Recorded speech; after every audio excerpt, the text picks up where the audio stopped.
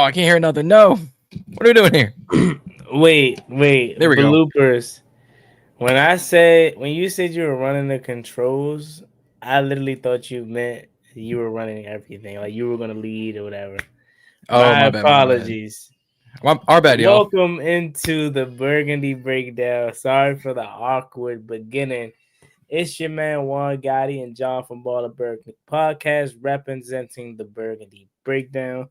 Tonight we have a lot to discuss from the Chargers game, a lot of excitement, and since we have a little bit of a stretch until we get to the Chicago game, we'll briefly talk about that. But tonight's show is going to be talking about our new young stars. Let's do it.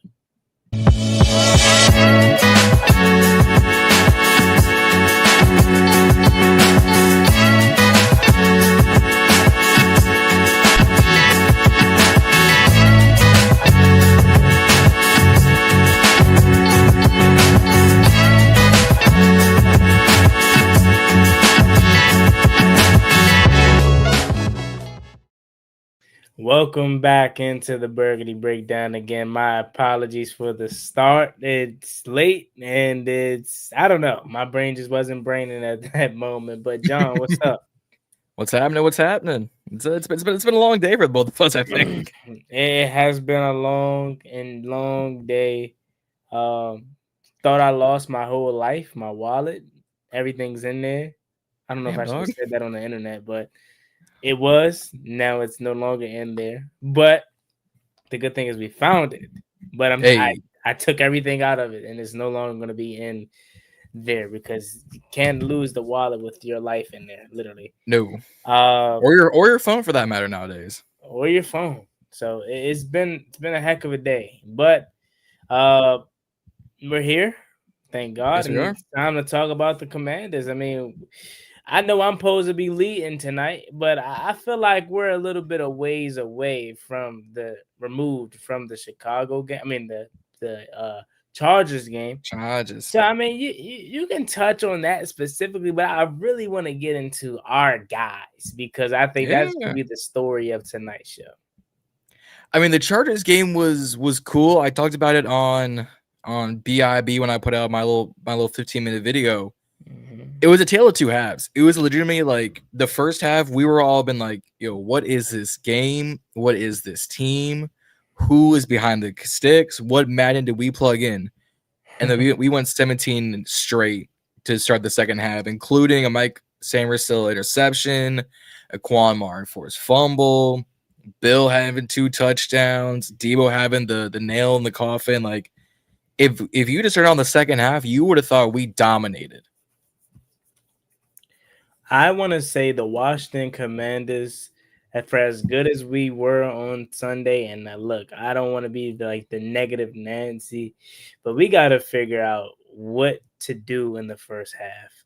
Yeah. Like, I'm tired of getting down big or double digits and having to rely on us to make a play to turn the game around because, again, we're not a team in which we have a bunch of playmakers defensively. Like, and when Quan Martin forced that fumble, I thought I was going to win the lottery or something at that point because it's like it's so rare that we're forcing a turnover. And to have 2 is even more crazier, but like you said, it's a tale of two halves. DQ, I guess, chewed into the team at halftime, and I think we need to see more of that. I'm not gonna lie to you because it was a complete shift from half number 1 to half number 2 versus the Chargers. And of course, as you mentioned, or as I mentioned, like the turnovers definitely has a factor to play in it because I don't know, man. Had Quentin Johnston not fumbled, they go on to score 13 or 17 on that drive. Probably 17 the way they were looking. Yeah, I'm not sure how this game turns out. No, I think shout out to Sainristil for having back-to-back interceptions, back-to-back games, especially on the goal line. So, like, we started with like a 99-yard drive, but Quan Martin forcing the turnover, defense getting after Justin Herbert, Dorrance Armstrong having 5 sacks on the season, 1 sack every game. It's not the defensive line I think most of us are worried about. Like, it can be better, but we just have to just deal with it at this point. It's this damn secondary, dude. I might have to call it tertiary because it ain't even second best. Yeah, look, I personally want to say that Intel up front was impressive on Sunday. Materially, Javon Kinlaw and Deron Payne continues to wreak havoc.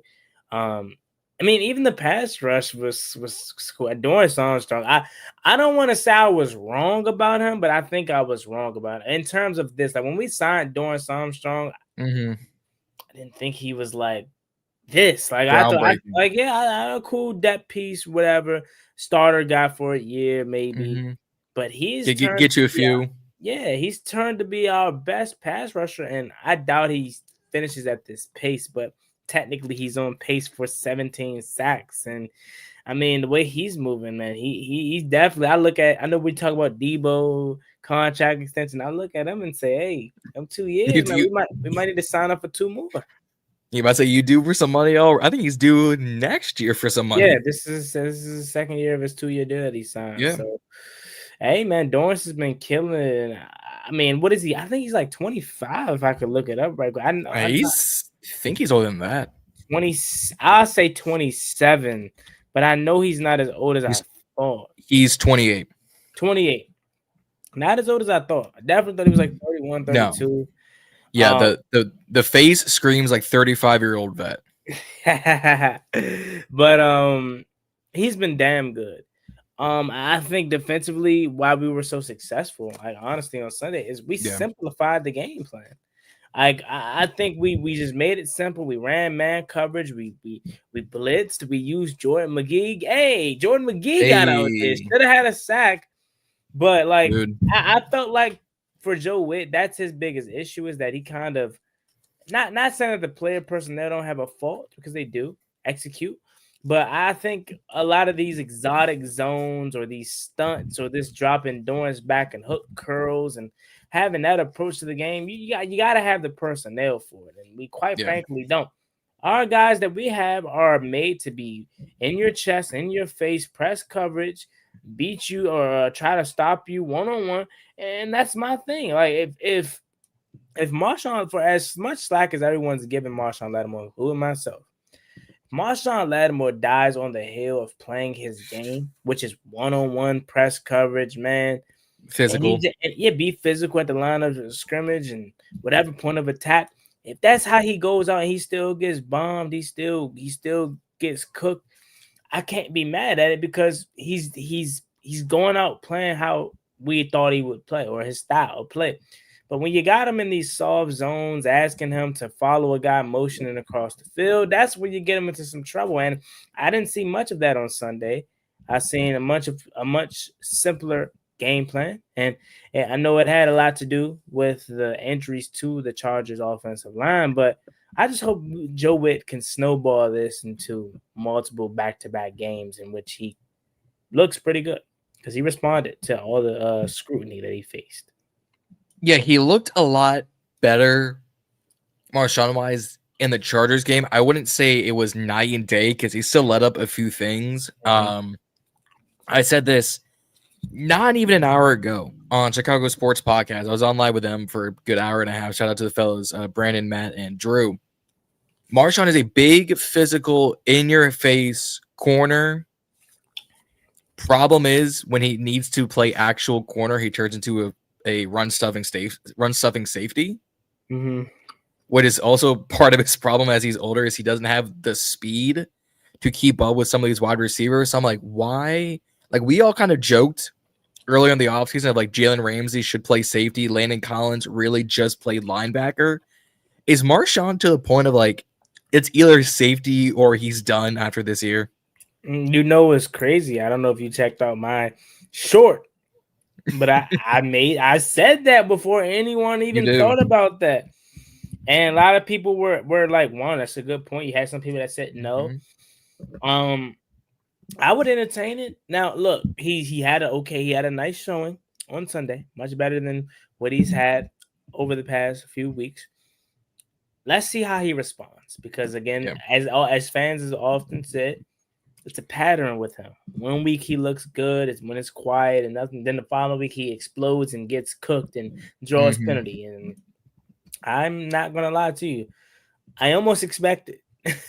You're going up against DJ Moore. You're going up against Roma Dunze. You're going up against Luther Burton and Lamade Zacchaeus. I almost expect it. You know what I mean? But if he could snowball this, or should I say carry this momentum into another stellar showing, maybe he's finally turning the corner. But again, at the end of the day, the trade, I'm fine. I'm still fine with it. I applaud Adam Peters for being aggressive to make this move. In years past, we would have not.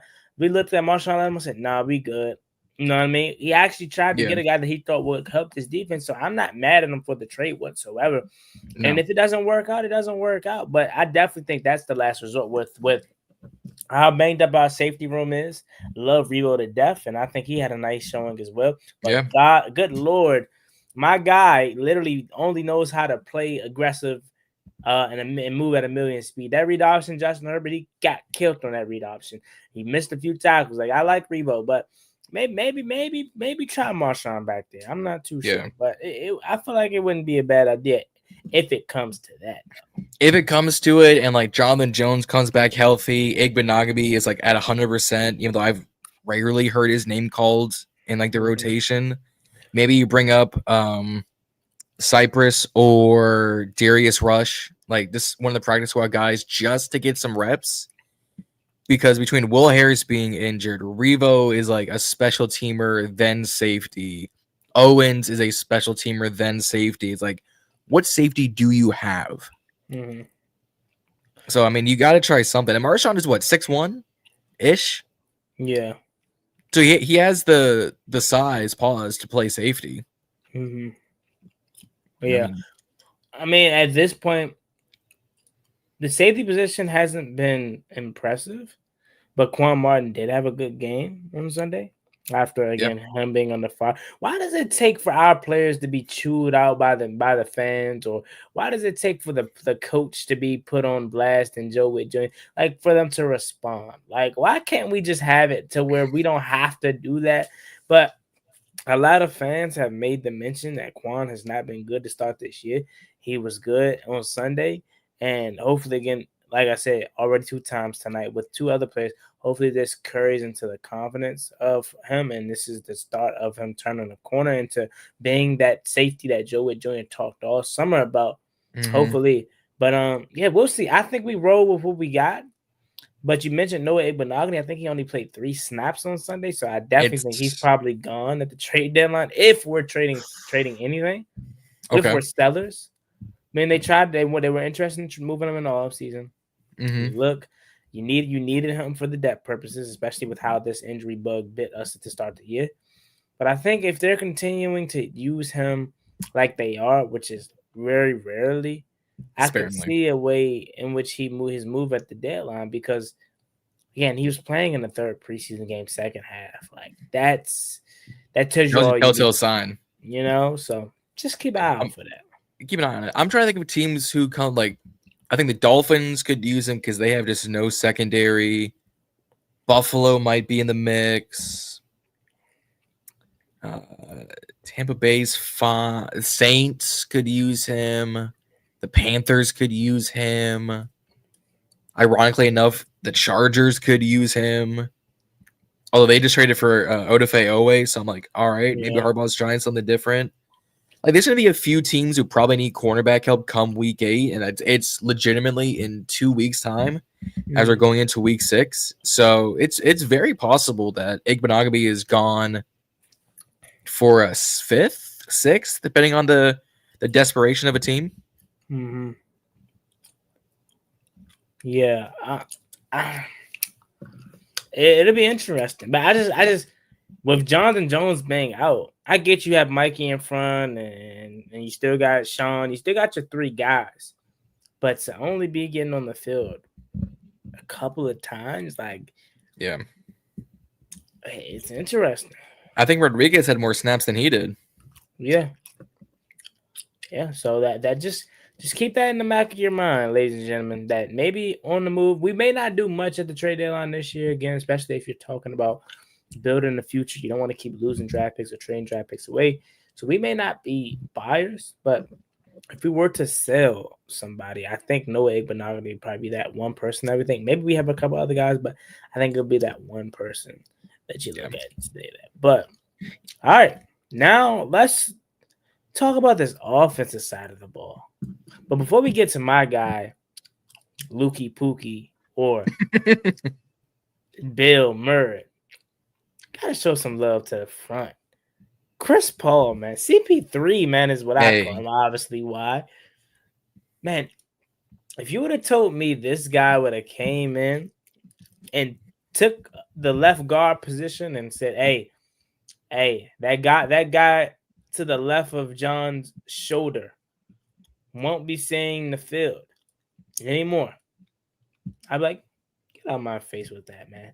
Like, Brandon Coleman was talked about to be obviously take a huge leap in year 2 and was going to be the star left guard. Obviously got the start of the season there. Wasn't the best. But, like, he's came in and literally, like, put a whole – I don't think he's let up a pressure yet. And this is a guy that we just thought was going to be a rotational piece. We thought this was a guy that was maybe not this past training camp, but in years past he's been around. Yeah. So he was like he's a round zero draft pick, if I remember correctly. Yeah. He's a guy that you like. Okay, maybe he makes the roster, maybe he don't. You don't lose sleep over him. But now he's your starting left guard, and he's playing damn good. Like he's been amazing, and I don't see no way you pull him, especially if he continues to play the way he is. Now, what that happens, Brandon Coleman. It's not that he's not playing.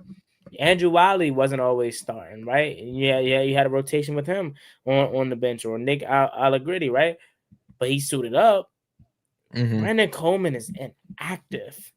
He's an injured too.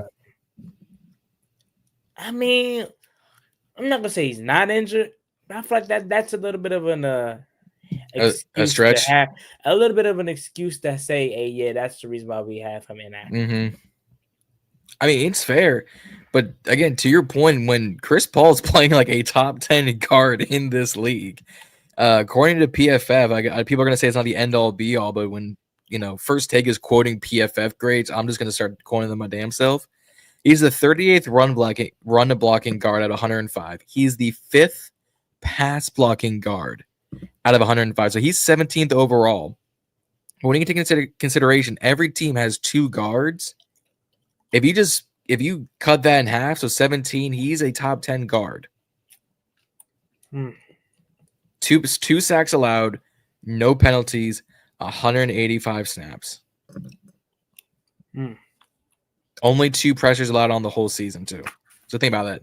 For 2 sacks and 2 pressures in 5 games at guard, there are way worse that could be happening. I will gladly take that. Yeah. I mean, again, this offensive line is still not even at its full strength. That's the impressive part. Not at all. Right? Larry Tunsil's came in, and I don't know if we've seen any. I mean, outside of the couple penalties, which we know was going to come with him, like he's been a godsend for that left tackle position. Haven't heard much out of him. Chris Paul came in and stabilized the left guard position as of right now and again, and hopefully that continues. Tyler Biotish, love Tyler Biotish. Right guard, when Sam Cosmi comes back, which could be this week, I'm circling Dallas, but they opened their 21-day window. I think most teams, unless he's just super ready to go and they need him, I think most teams open the 21-day window expecting to just say, you know what, let's just use all of this time that we can to our advantage, and then we'll activate them like on day 19 or day 20 where we have to. So I think that's why they're going to stretch it all the way down to just the Dallas game. But he's coming. Yeah. And then Josh Connolly, again, I feel like he's going to his own, and it's not a surprise. He's not facing Khalil Mack, right? Had he faced Khalil Mack, we've been in a different story maybe, right? But he's not facing that murderer's row that he had to start the year. So he's starting to grow into his own, man. This offensive line, hey, it is definitely, and like Allstate, it's in good hands. I like that. I love it. Connolly Jr. against the Chargers was a quiet thing. I think there was maybe one pressure. I don't think he gave up a sack. Like it was a very hush. Like you've done your job well and you've done it for a reason. He's got 4 penalties and 4 sacks on the year. PFF doesn't have him rated very high, but he's also a rookie. Like Coleman, it was the same way his rookie year last year at tackle, and it's he's right tackle. It's on Jayden's throwing side. So unless Jayden starts running to the left all of a sudden, of course he's going to go to Connolly, and Connolly's going to need a little more time to season in the cast iron. Mm-hmm. Yeah. But the face I was making when you were talking is this weird ass Jaguars Browns trade that just came through my I just saw it. So Jaguars get cornerback Greg Newsome and the Jets 2026 round pick from the Browns, and the Browns get cornerback Tyson Campbell and the Eagles 7th round pick from the Jaguars. So this is legitimately just Tyson Campbell for Greg Newsome, but it's dumb for the Browns because the next quote is Jaguars just signed Tyson Campbell to that 4-year extension last year. Yeah, so they're taking on that contract. I know he gave up a big play on Monday night, but I didn't know. Wow. It's the Browns. The Browns will be the Browns. They just traded Joe Flacco to Cincinnati. The Browns will be the Browns. You trade a 40-year-old quarterback to a team with no offensive line. Mike Brown, Zach Taylor, such smart people. I mean, when you have, and I know we're not talking about our team, just allow me to rant right quick. When you have so many other, I think, better free agent options or tradable options, I can think of before you go to Joe Flacco. Mm-hmm. The most notable name that I'm thinking of is I'm blanking on it right now. What team? I'm blanking on it, but I just saw it would make so much more sense for Cincinnati. Just name off some guys if you have Shador, Jameis Winston, Russell Wilson. I think Russell Wilson was one of them. Okay. I was thinking Jameis Winston because he hasn't been played all year, and Jameis will throw it around the yard. Mm-hmm. But here's the thing: they view Jameis as a legit backup, and I think they signed him to the 2-year. That could be wrong. It was the Giants are just, I don't know. I think they signed him to a multi-year deal. But what I'm saying is, Russ says he doesn't mind being a backup, but he still wants to play. And I think the Giants could potentially fleece or get something for him out of the Bengals just because of the desperation that they're in. But the Bengals will bingle. They're nothing without Joe Burrow. If anybody becomes a team owner in the future, who knows? Maybe you become a billionaire and buy a team. Don't follow the Bengals recipe. No. Don't tie your money up to 4 players. It's not even that. Mike Brown will walk into the locker room. The players will ask him for something, and he'll go, "I'm broke, baby. I ain't got no money." Generally, Mike Brown the whole time. Literally, the cheapest owner ever. And then I know, because this is from Reedie, and then the Bengals will look at him like, "These motherfuckers are crazy." Like, what are we doing around here, Cincinnati? Hey, Reedie, if you out there, John's picking up on what you did last week. It's a little fun, not gonna lie. Yeah, Jon, Chicago Sports Podcast. Hey, what up, fellas? What's up, fellas? What's up? What's up, Chicago Sports Podcast? What up? What up? But we can talk about it now. HTTR Prods, he brought it up. I'm starting to like the nickname for Luke McCaffery. Luke McCaffery, Bill Murray. Let's just talk about our young fellas, Jon. I'll let you lead the way. Your impressions through Luke McCaffery. Are you one of the people that have to owe him an apology, or are you good? You're asking me if I owe Luke McCaffery an apology. Yeah, I'm saying, like, were you one of the ones like, oh, he's trash, get him out of here, or not? Do you not remember? I have been on the train of the brother of Blue Eyes White Privilege. I have been on the bandwagon for this damn Luke McCaffery. Like, look, it is Reedie's ass that owes him an apology. Oh no, I know Reedie. I know Reedie definitely was like, yeah, You know what I mean? Get him off my team. Yeah, but I don't know. No, I just no, thought no, no. I asked. I just thought I No, no, asked no, no, because no, I no, was no. curious. I have been on the bandwagon since we drafted him. I did the research. I talked to Gabe Taylor when we had him on during the offseason. I was like, hey, y'all got to give him some chance to at least put the seasoning on the chicken because the chicken is still thawing on the countertop. You got to give him a second to get there. Reedie's like, get him off my team. He's trash. I don't care if he's the brother of Ed or the brother of Christian, the son of Ed. Get him off my team. No, no, no, no, no, no, no. I beg your pardon. Yeah, no, no, no, no. Luke McCaffery, for like 3 straight games, has made play after play after play. The biggest triple-double since Russell Westbrook. Yeah. He's been amazing, man. I think he's starting to turn the corner. And the thing is about him is just I think he's the prime example of hard work beats talent. Not the most talented guy, but No. As Dan Quinn alluded to, he catches a huge scoring pass, then he runs down and make a play on special teams. You can't coach that. You just gotta have that want to in you, and that's something that he possesses, and it's starting to show. And I think he's gonna be so valuable to this team moving forward, not even just as a receiver, but continuing as a special return man. Like him and Deebo Samuel are dangerous back there, man. Like, yeah. Now that okay. No, I was gonna say it's to a point where Jalen Lane can rest on the sidelines because we all know, if Luke or Deebo gets that special teams ball, we're taking this for at least a good 25. I mean, look, I think it's fair to say now that Matt Gay has got his stuff together, hopefully, that we may got the best special teams unit in the league. From dude. Kick returns to punter to coveraging defense on both. Like, yeah.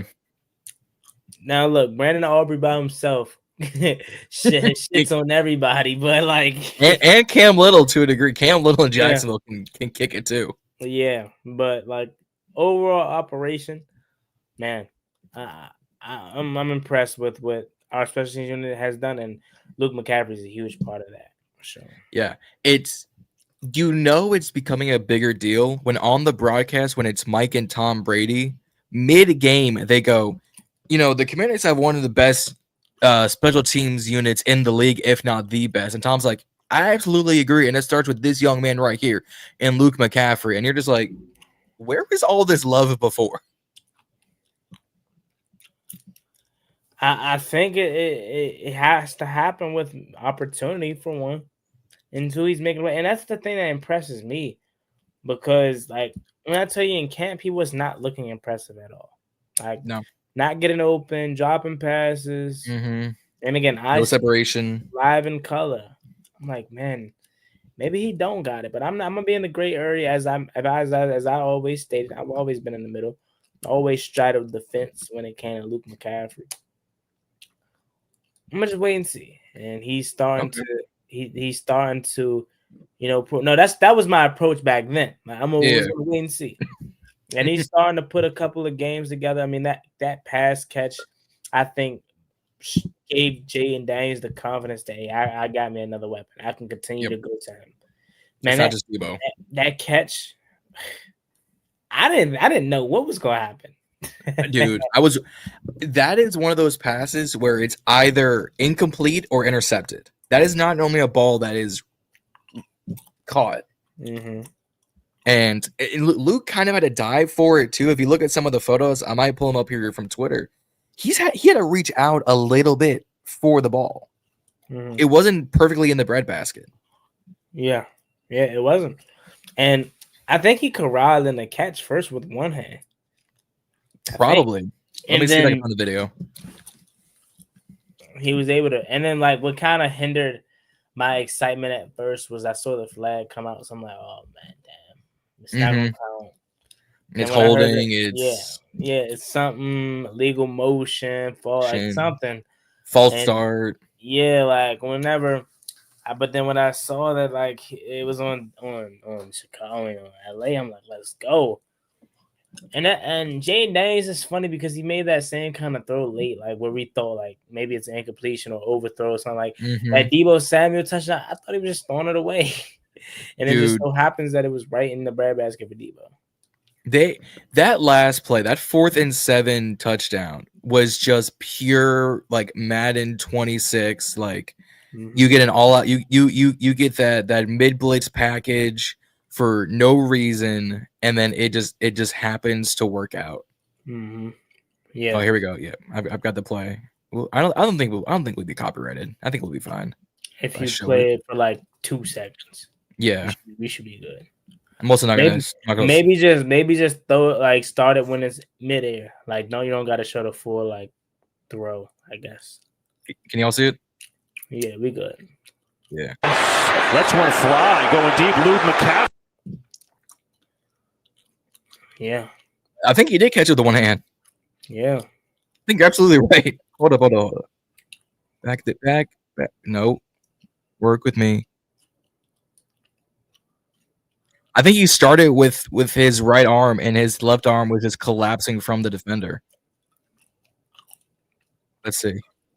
Right. That might be 2. I know he finished with 2, but I think like that Dante Jackson's arm over top though. So yeah, that because let's see, right. So it's close. One hand and a couple of fingertips, maybe. Fingers. Still impressive catch. Just yeah. How do you come down with that? And he rolls right onto his neck too. Yeah. Like that was the big. I wasn't worried about the pass per se. I was worried more about the way he landed because he went neck first. Yeah, I ain't gonna lie, unless it's like obvious or like it stands out to me. I don't be seeing that until like you pointed out. I'd be so hyped about the play. I don't even think about that. I don't even think about their well being, which sounds crazy, but like yeah, I didn't even notice that until you said something. It was the same thing with the Travis Hunter catch last night or on Monday Night Football where he went like shoulder first to the ground. I was like, he gonna be sore in the morning. Yeah, I'm glad he came back though, because didn't he have like a hamstring or something that happened? It's always something with these two-way players or these I don't want to say thin guys because, well, I mean sub 150-pound guys. I'll say that much. Yeah.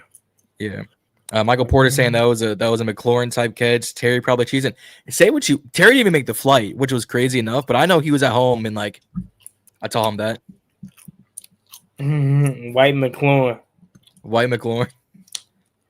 That's crazy, man. That's outrageous.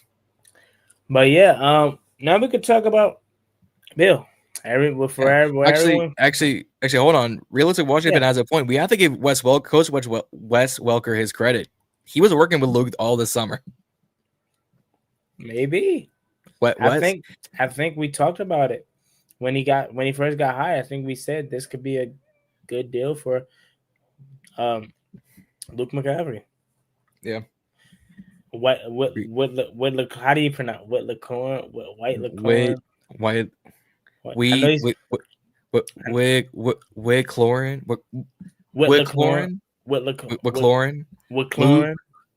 Luke McClaurin. I would probably say Luke McClaurin first. Luke yeah, something like that. I know he's trying to say White LaClaurin though. I know he's trying to, but yeah. I need to see another game for us to start getting him nicknames because you got Lukey Pookie right now, and I've heard people say Spooky Lukey. I'm like, next week he's gonna show us why we don't. Spooky Lukey is tough. It's tough. If he does another catch or a touchdown, it's happening. Lukey Pookie's better though. Yeah. So it's dude, shout out to Reb and Kenny off the fence fellas because I put I reposted the story on our Instagram and they were like, dude, what Lukey Pookie? I was like, that's all Juan. That is a Juan copyrighted trademarked phrase. What happened? They were just like, no, what is Lukey Pookie? Oh, wait, someone was saying it, or they heard it from us when we were talking about it, or like people. No, so Kenny from Off the Fence, because you know how we repost our stories to promote the show, and on the thumbnail it has Bill Offensive Rookie of the Year and then Lukey Pookie. So they responded like, "What is Lukey Pookie?" Yeah, I'm like, that is that is trademarked by Juan Gotti himself. Shirts coming soon. Put that on a t-shirt with Luke on the front, just Lukey Pookie, dude. You might sell something. You might sell some shirts. We got to get past the sus part first. People don't have humor. They're gonna be like, "Oh yeah, you sus." Pause. Hey yo. Yeah. You got to get past that first. But no. What in the Carl Nassib is he wearing? But we can talk about Bill. I mean, look, we knew what he was coming out of training camp. Luke McCaffery. It's got a little. I like it. It's got a little bit of sauce to it. Joe Mama, I like it. I thought it said Luke McCarthy at first. I'm not gonna lie. That I don't like the uppercase second C in McCarthy. I hate that. Or it's weird. Or the not just McCarthy, but just the C then C. I hate. Just make it both lowercase. Like you know. Yeah. But that Joe Mama, Luke McCaffery. Like Luke that. McCaffery. He's got 3 now. Gotta see more than 1 for 50 though. Before we can call him Luke McCaffery. Give him this week against Chicago, and he does another one of these. Might be on. Might got some, Joe Mama. Might got something. But now let's finally move on to the man of the hour. The man of the hour and the person who's going to close the show. Which, like we said, we weren't going to be here long tonight. 36 minutes is pretty cool. But we can talk a little bit about Bill, right? Wish Zee was here. Because we know Zee is the guy. That's his guy. His man's. I'm gonna let you kick it off. How about that? Talk to me about Bill. Man, Bill. Talk about it. Bill showed up and showed out on Sunday. 14 carries, 150 total yards, 2 touchdowns, and let's not forget. He's a 7th round pick for a reason. He was overlooked and undervalued going into the draft process. Why? Because the NCAA doesn't know how to do their eligibility contracts correctly. So he screwed at Arizona. MVP of the East-West Shrine Bowl, brought in 7th round pick. We all thought he was going to make the roster, but we weren't going to see much of him. Me and Z were higher than most. Me and Z were on that good coquina because we saw it early on. And this was the game he broke out. Made the Chargers look like, man. Bill turned into the EMP because he took out the Chargers. Yeah. I think this was what you saw. I think this is what Z saw. This is what they envisioned. You all envisioned when you seen him. He's everything that we've been wanting in superstar-esque back. I give it a year or two, and he'll probably be in the conversation with Bijan Robinson and Saquon Barkley and Jahmyr Gibbs and all these guys that Ashton Genty, right? I think he's on Bucky Irvin. I think he's on that trajectory. I truly do. James Cook. How can I forget James Cook? He's been amazing. I mean, we knew this stuff. It's just about the opportunities. Now, look, I know I've been saying some crazy things over the past few weeks. I like although he has been amazing, I like the approach that they're taking with him. 15, 16 carries again, I think is perfect. Yeah. Because I don't know how you feel about this running back room as a whole. I love it. I think we have the best running back room as a whole. Not talking about running back duos, not talking about running back tandems. Just overall, just rounded running back room. The whole room. Bill, C-Rod, J-Mac.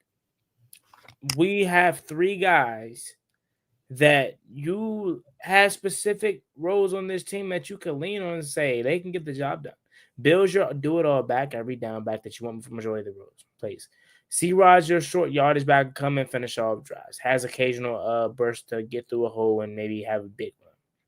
J-Mac, your best pass blocker. I mean, for crying out loud, Saturday he turned a swing pass on 3rd and 9 into a 12-yard gain, including running over a defender.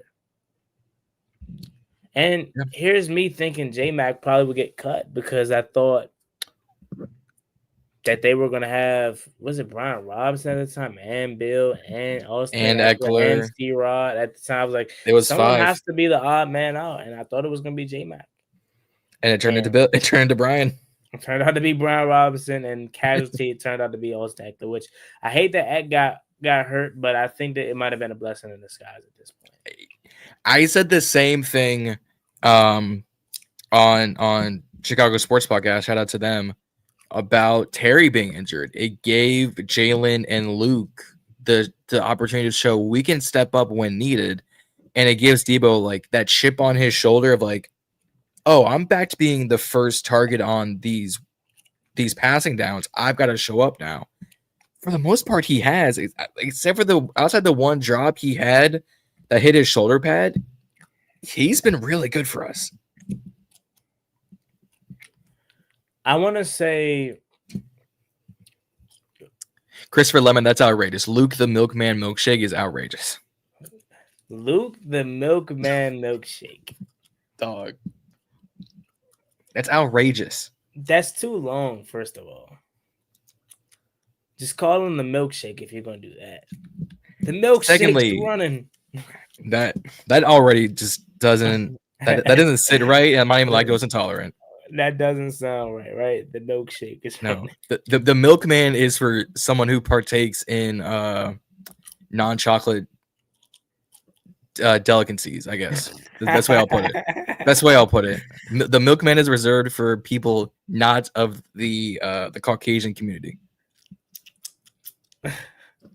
I'll put it nicely. Milkman is crazy. That is outrageous. I told you, man. Call him. You know what I say, call him. You know what I say, call him. I'm trademarking it, man. Lukey Pookie, man. LP. Lukey Pookie, man. Luke McCaffery has earned himself a nickname. And Bill should have 4 touchdowns on Sunday. If we had got the offense going in the first half, he might have. One way, what are you talking about? Your big one and body, John. Bro, what are we talking about here? Nah. It's an inside joke. You ain't gonna know nothing about that. Apparently not. Yeah. All right, one way. You ain't got enough season on you, John. You ain't gonna know about that one. Nah. All right. Nah, I'm gonna come through Prince George County and figure it out, huh? Yeah. You gonna have to come. Yeah. Nah, it's a little come through. It's a little funny inside joke, though. All right.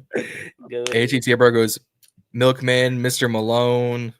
What are we doing here? But Lukey Pookie is his name. Lukey Pookie, bro. All right, here's the real question for that. Is it Pookie KIE or is it Pookie like puke? To make it less sus for the people that be like, hey, yo, Juan, pause. I'll go with that one. But no, it should be the first one. But in this generation, everything is pause. You feel me? Hey, yo.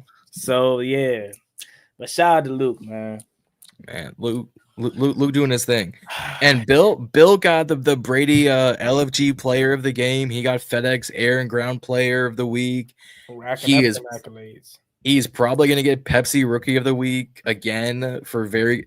There is I gotta find it. There was someone on Twitter who got the notification from the NFL was like, you have submitted your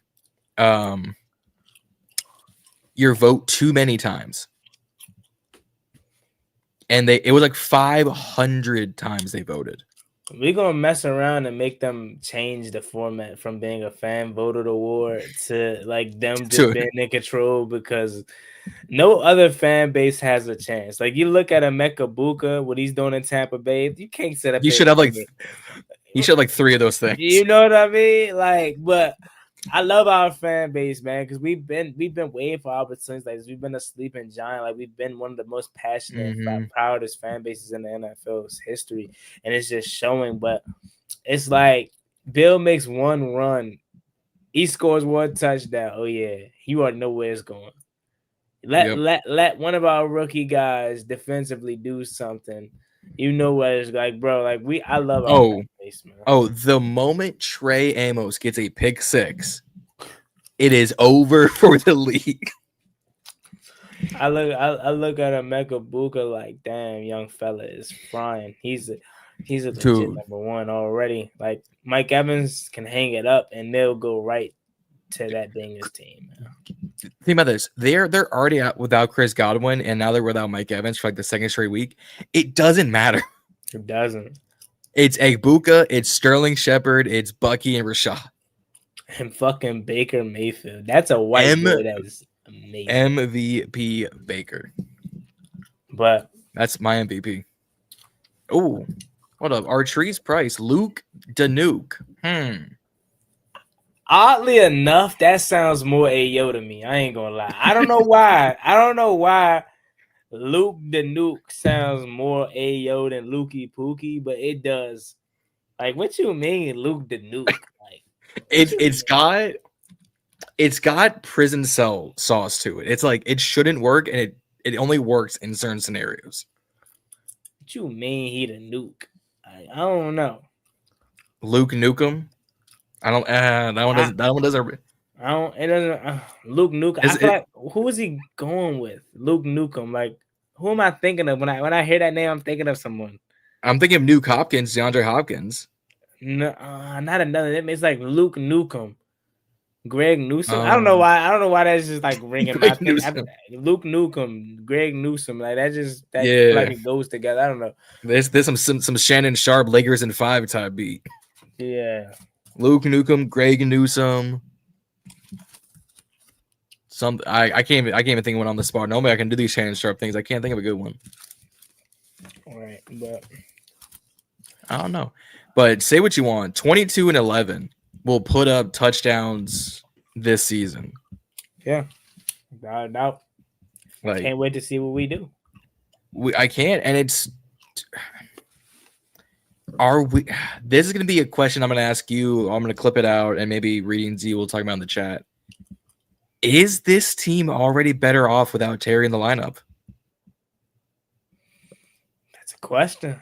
I mean, look, what I'll say is I want Terry back. We need Terry. Yes. But I will say the stress of not having him is lower than what it was in years past. In years past, it was like Terry and who else? Nobody. But now it's Deebo Samuel, who's clearly showed you, hey, he's still got it. He's still that dude. And he's assuming the wide receiver one role. You got the young fellas and Luke McCaffery stepping up and Jalen Lane stepping up. You know, so I say, like, even Tay Martin, right, made a nice catch.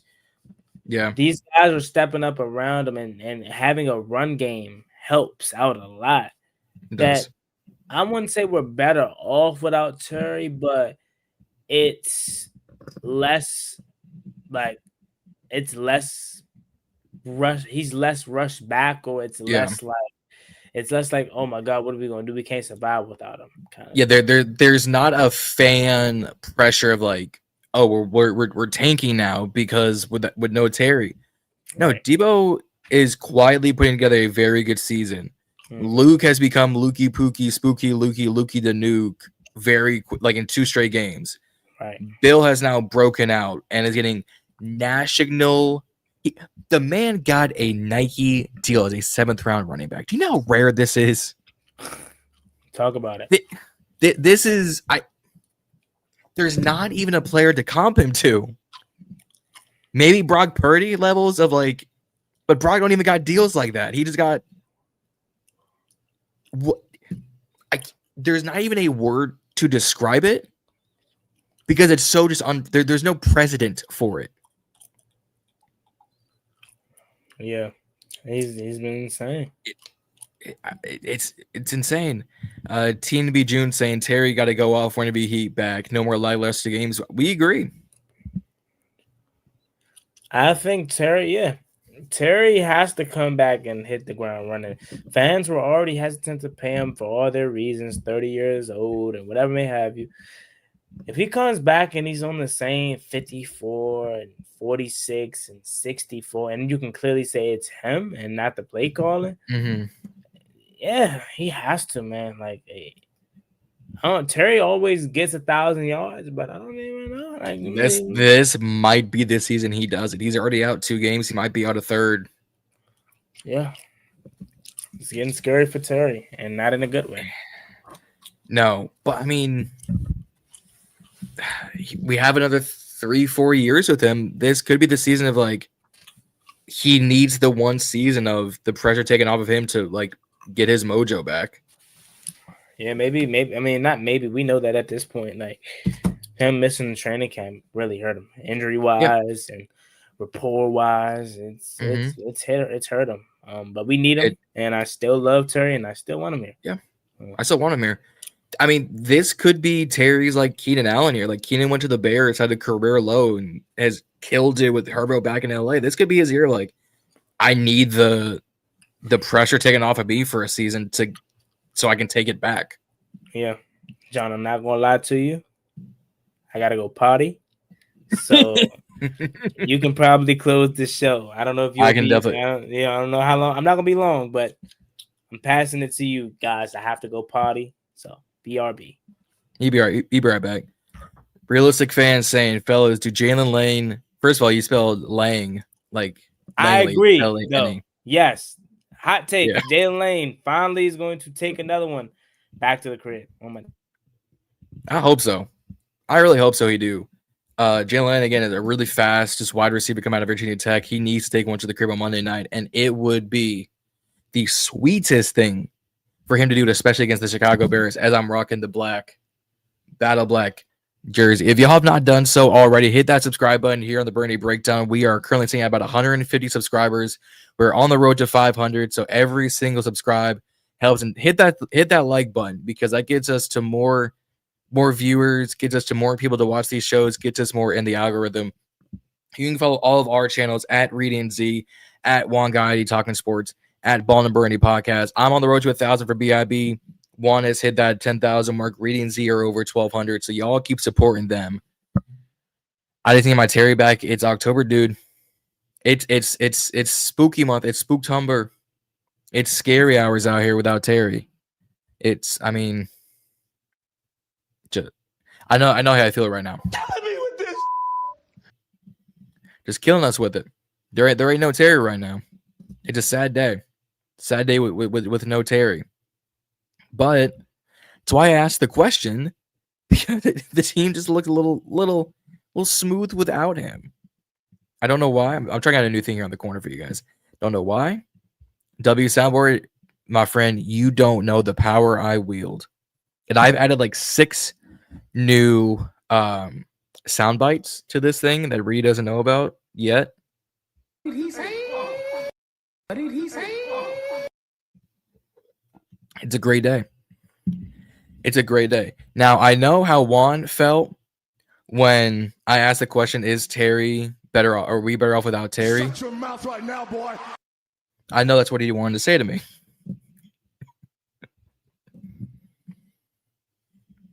Shut your mouth. What? I didn't hear the ending. You shut your mouth right now, boy. I don't know. I don't know why I thought it said white boy. Because I would have fit perfectly. I would have fit perfectly. Yeah, but that's all we got tonight, y'all. Quick and easy show. I mean, it was actually turned out to be almost an hour. So hey, look at that. Yeah. But we'll be back full effect. I mean, more videos we dropping. Again, I'll have a video out this week solo. And anytime you'll keep the content rolling on the Burgundy Breakdown. If you're watching on Juan Gotti Talking Sports, don't forget to subscribe to the Burgundy Breakdown's YouTube channel separately. It's in the description. If you're watching on Jon from Ballin Burgundy Podcast, subscribe to Jon from Ballin Burgundy Podcast. Easy search in the engine on YouTube. Find it.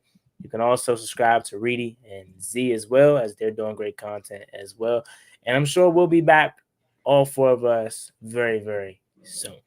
That being said, I'm John. Oh, Lord. I'm Juan. Damn. And I'm John. Hey, you sure about that? You thought this was Freaky Friday or something? You just swapped in places. Man, oh, man. But y'all have a good night. It's been a long day. Tired as hell. It's been a Burgundy Breakdown. Catch y'all later. Peace. We out.